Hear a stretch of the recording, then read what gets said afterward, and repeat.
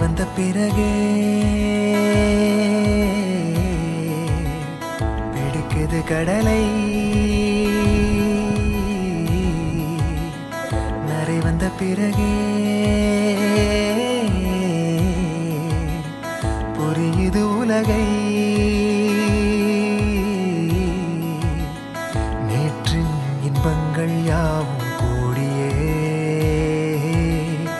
இன்றை இப்போதை அர்த்தமாக்குதே. இன்றின் இப்போதின்